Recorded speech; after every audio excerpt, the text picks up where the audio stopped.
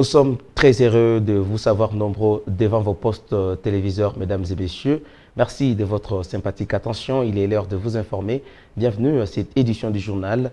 À la une de l'actualité, la représentante du secrétaire général des Nations Unies en RDC et chef de la MONUSCO est arrivée à Kalemi, chef-lieu de la province du Tanganyika, accompagnée par le gouverneur ad intérim Samba Kayabala Moni. Cette visite rentre dans le cadre d'évaluer le processus du retrait de la MONUSCO dans le Tanganyika avec les autorités provinciales. Suivez.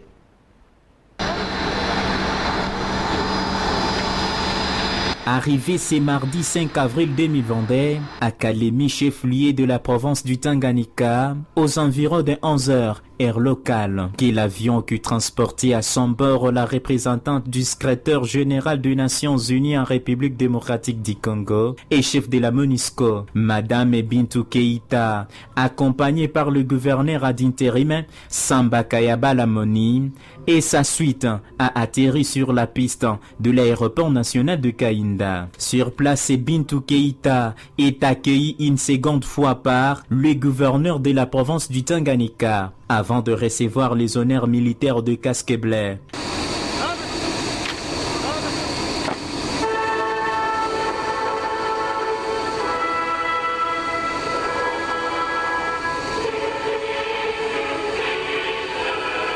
La mission conduite par Bintou Keïta vise d'évaluer les processus de transition avec les autorités provinciales et les partenaires dans le cadre du retrait de la MONUSCO dans cette partie du territoire congolais. Les partenaires du système des Nations Unies ont tous été présents à l'accueil de leur hôte des marques. Profitant de son séjour à Kalemi, chef-lieu de la province du Tanganyika, la représentante du secrétaire général des Nations Unies en RDC et chef de la MONUSCO, Bintou Keïta, après avoir présenté ses civilités auprès du gouverneur ad intérim du Tanganyika, donné les objectifs pour lesquels elle a fait le déplacement, parmi et tant d'autres, la cohabitation entre le Toit et Bantou. Suivez. Le Tanganyika, c'est quasiment, je pense, la 4e visite ici. Mais essentiellement, c'est un partenariat entre la province de Tanganyika et les Nations Unies. Et dans ce partenariat, nous sommes dans un processus où bientôt, une partie de la famille des Nations Unies, c'est-à-dire la mission qui s'appelle MONUSCO, va se retirer à partir du 30 juin. Et donc avec son Excellence Monsieur le Gouverneur, nous avons discuté et vous avez vu que ça a pris beaucoup de temps parce que nous sommes allés point par point sur qu'est-ce qui doit être en place afin que la mission qui s'appelle MONUSCO puisse partir de la province en ayant les agences, fonds et programmes du système des Nations Unies qui continuent la collaboration, coopération avec la province dans toutes les dimensions, à la fois surtout le développement, mais aussi la finalisation des défis côté humanitaire. Et pour nous, mission MONUSCO, de s'assurer que nous aurons le partenariat idoine avec les FRDC et la PNC pour s'assurer que les aspects résiduels de conflit au niveau de la zone nord de Nyunzu, mais aussi au niveau du triangle de la mort et en particulier de Bandera, soient complètement maîtrisés au moment où nous allons partir. Alors, on s'est mis d'accord qu'il y a du plaidoyer qui doit continuer à être fait au niveau de Kinshasa, mais il y a aussi une prise en charge fondamentale de la province afin que les efforts qui sont celles, on va dire, de ces mois qui viennent donnent les résultats qui vont permettre d'asseoir justement la coopération pour le développement, la coopération pour que cette province de Tanganyika puisse bénéficier et explorer et faire fleurir tout son potentiel que son Excellence, Monsieur le Gouverneur, nous a partagé. Et je pense que la potentialité de cette province est tellement importante que asseoir définitivement la paix et la sécurité, c'est fondamental. Quant au gouverneur Haï de la province du Tanganyika, Samba Kayabala Moni, il a eu à l'occasion de la visite de le chef de la MONUSCO dans sa province, remercié le chef de l'État, Félix-Antoine Tshisekedi Tshilombo, qui ne cesse de songer à la paix et tranquillité de tous les citoyens congolais, tout en extériorisant sa profonde satisfaction de voir la diplomate guinéenne à Kalemi, 24 heures après le vote et l'approbation du programme de 145 territoires du chef de l'État. Avec ce qui s'est passé dans le village Miketo et la sécurisation graduelle sur l'axe Bendera, sur l'axe Nyuzu. Et nous pensons que ce nouveau programme qui a été initié au gouvernement central, comme vient de le dire Madame, et dont le président de la République, son Excellence Félix-Antoine Tshisekedi, en est le président, ainsi que le chef du gouvernement, le Premier ministre, son Excellence Sama Lukonde, qui en est le vice-président, et que ça a été opté par sa visite aujourd'hui, puisque le programme a été voté et accepté hier, mais que par sa visite 24 heures après dans la province du Tanganyika, pour que la province du Tanganyika soit un exemple de l'effectivité de l'application de ce programme du chef de l'État. Pour pouvoir pérenniser l'action de la MONUSCO, il n'y a qu'une seule conclusion qui a été prise, c'est de continuer avec la collaboration étroite entre les différentes forces et services gouvernementaux ainsi que les organisations des Nations Unies qui pourront rester sur place afin de... Je ne regrette pas le départ de la MONUSCO, puisque le départ de la MONUSCO, comme l'a dit Madame la représentante, n'est pas un départ définitif, c'est-à-dire un départ où on enlève toutes les troupes de la MONUSCO, tous les services. Et ça, je tiens à le répéter encore une fois, ça doit être compris par notre population.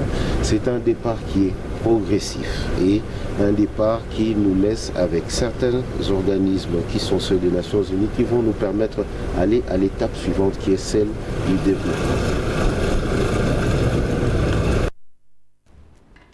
Le prix des transports en commun augmente sans état d'âme dans la ville de Kalemi. Cette augmentation est faite sans les quitus de la mairie de Kalemi. Ce prix est fixé selon le vouloir de motocyclistes.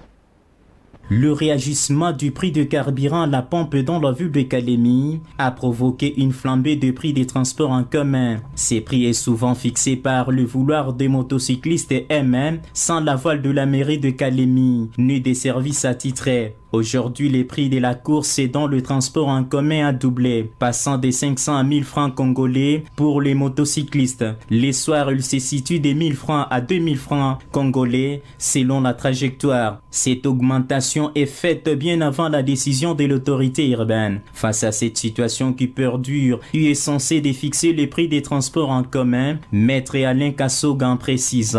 C'est inadmissible. Dans une ville où nous avons une autorité urbaine, les motards n'ont pas qualité de fixer le prix, ce que nous constatons. Donc ce que vous devez savoir, c'est l'autorité urbaine qui a la qualité de fixer le prix des transports en commun pour la protection de sa population.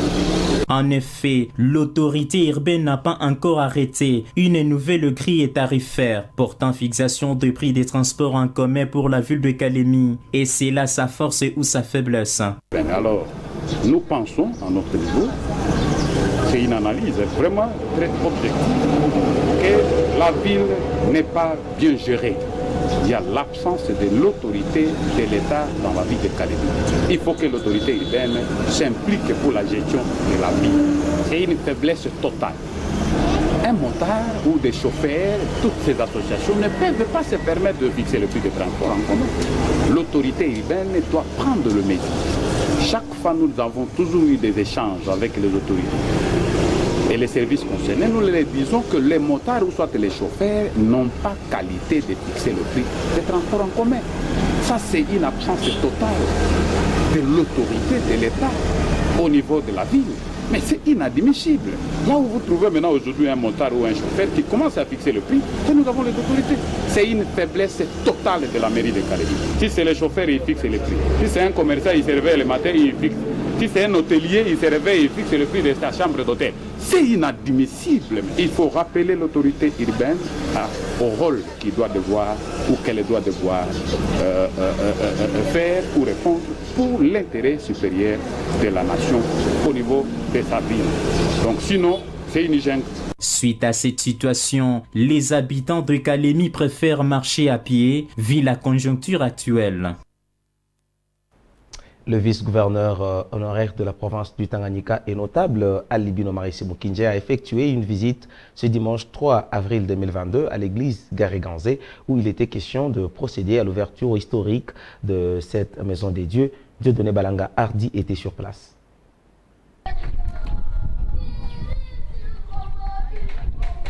Les bonnes habitudes ne vieillissent jamais et produisent, tôt ou tard, les fruits de bonté. C'est ce principe de la philosophie bantou qui accompagne à maintes reprises le premier vice-gouverneur de la province du Tanganyika, Ali Binomari Moukinje. Cet homme généreux et hospitalier qui continue à poser des actes pour l'intérêt de tous a vu l'une de ses œuvres produire les effets positifs. Ali Binomari Moukinje avait fait un don de 50 sacs de ciment à l'église Garéganzé pour sa réhabilitation. Et c'est ce dimanche 3 avril 2022 que ce cadre du PPRD a été invité à la dite église afin de participer à la coupure du ruban de cette maison des dieux. Sous les acclamations et les chants de fidèles de cette église Garéganzé, Ali Binomari Moukinje s'est senti honoré d'assister à cette cérémonie. Durant son intervention, il a eu à lancer un message de grande importance à ses croyants de bosser dur pour le bien-être de tous. Le pasteur de l'église Garéganzé a à son tour remercié la présence de Ali Binomari Moukinje et son accompagnement, tant matériel que moral, afin de mettre debout cet immeuble des dieux. Natif et habitant de longue date de Kalemi, Ali Binomari Moukinje ne cesse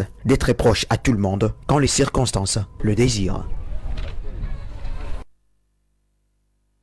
Sport à présent, dans les après-midi, allais-je dire, de ce mardi 5 avril 2022, la Confédération africaine de football a effectué son traditionnel tirage au sort de quart de finale de ses interclubs. Seul représentant de la RDC, le TP Mazembe Mathiera, le FC et Pyramide et en Ligue des Champions, on aura droit pour le bonheur du football africain, l'affiche Al-Ali Raja Casablanca. Une fois de plus, Dieudonné Balanga Hardy.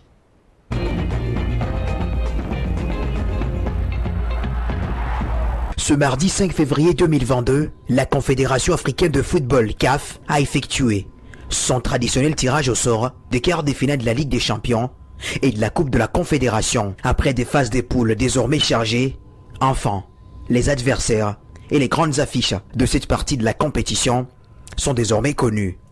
En Ligue des Champions de la Confédération africaine de football, les 4 affiches promettent du lourd. Le champion en titre de la Ligue des Champions de la CAF, Al-Ali, jouera contre le champion en titre de la Coupe de la Confédération, Raja Casablanca. Dans l'autre affiche, l'Espérance sportive des Sétifs va accueillir en première explication la formation de l'Espérance des Tunis. Belouizzad d'Algérie jouera en quart des finales de la Ligue des Champions de la CAF contre le Marocain de Wydad Casablanca. Une autre affiche et la dernière mettra aux prises les Sud-Africains de Mamelodi Sundowns contre les Angolais des Petro Atlético de Luanda. Signalons que les matchs allés se joueront les 15 et 16 avril 2022, tandis que les matchs retour se joueront une semaine plus tard, soit le 22 et 23 avril 2022. Pour la Coupe de la Confédération, les tirages au sort des quarts de finale, ce mardi au Caire, a réservé au tout-puissant Mazembe la formation égyptienne, Pyramide FC, comme son adversaire. Seuls les représentants de la RDC sur les continents, les Corbeaux de Franck Dumas, rentreront en Égypte après y avoir affronté Al-Masri en phase des groupes. Pour le tirage complet de la Coupe de la Confédération, signalons que les Tanzaniens de Simba matcheront contre Orlando Pirates, tandis que Al-Ittihad jouera contre la formation libyenne d'Al-Ali Tripoli et Al-Masri d'Égypte va croiser les fers contre la formation des Renaissances sportives Berkane, club de Flora Ibenge. Les matchs allés entre Pyramides et le TP Mazembe est prévu le 17 avril en Égypte. Une semaine plus tard, soit le 24 avril, les deux formations se retrouveront à Kamalondo pour l'acte 2 qui livrera le nom de l'équipe qualifiée pour le dernier carré, soit les demi-finales. Et pour terminer, la presse quinoise parue ce matin dans la ville capitale Kinshasa s'est intéressée sur la rareté de l'essence dans plusieurs provinces de la République démocratique du Congo. Mesdames et messieurs, place à présent au journal de journaux.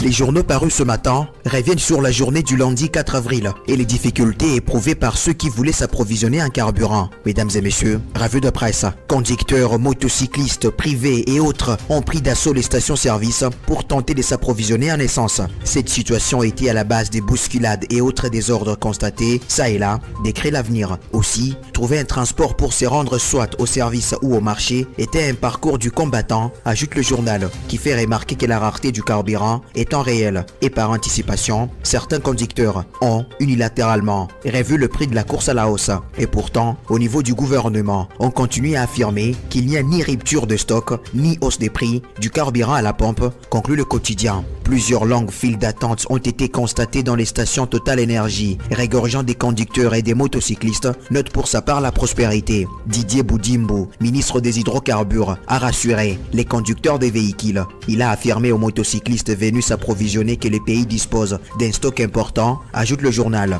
Le pays ne peut pas manquer du carburant, il y en a des grandes quantités. Les rumeurs ont fait peur aux gens, ce qui a fait à ce qui est précipitation et engouement dans les stations-service. Il y a du carburant, a déclaré le ministre des hydrocarbures, dans ses propos repris par le tabloïd. Tout compte fait, le gouvernement et les pétroliers travaillent pour trouver une solution en vue d'endiguer une hausse probable du prix carburant au niveau mondial, écrit Forum des As. Le directeur général de la Société des entreprises congolaises CEP Congo, Joseph Kwame, a réaffirmé les propos du ministre, indiquant qu'il y a nullement de pénurie, relaye pour sa part l'agence congolaise de presse. La société CEP Congo dispose d'un stock suffisant à livrer sur le marché à tout moment pour servir les usagers, ajoute l'ACP. Selon lui, les stocks en circulation étaient très bas et a créé un peu de panique en ville, poussant les clients à se précipiter sur le point de vente pour faire le stock. Cette situation, a-t-il soutenu, a fait que le stock s'épuise dans les stations-service, explique le tabloïd. Le potentiel pour sa part décrit la gestion du ministre des hydrocarbures sans avoir anticipé avec une politique qui sécurise les intérêts de tous,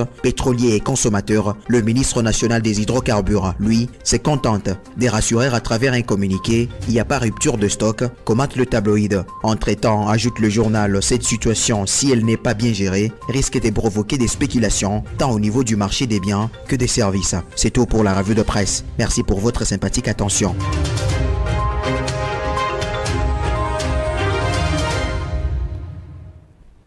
Et voilà ce qui met fin à cette édition du journal. Merci à vous de l'avoir suivi. Restez encore pour la suite de nos programmes. Moi, je vous retrouve pour une nouvelle édition. À très bientôt. Merci.